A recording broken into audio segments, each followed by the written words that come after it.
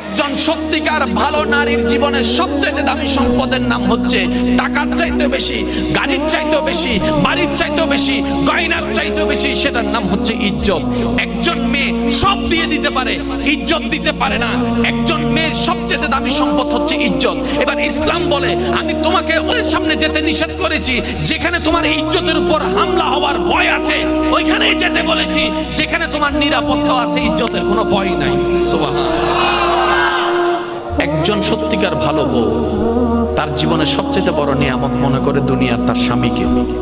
কারণ সবাই তার সাথে বেঈমানি করবে, আমার স্বামী কখনো আমার সাথে বেঈমানি করবে না। সবাই আমার হাত ছেড়ে দিবে, আমার স্বামী কখনো আমার হাত ছাড়বে না। এখানে যারা বিবাহিতরা আছেন, আমি ছোট্ট মানুষ হিসেবে শ্রদ্ধার সাথে একটা কথা বলি। এক ঘরের নিচে থাকলে, একই ছাদের নিচে থাকলে অনেক কিছুই হবে। মন মালিন্য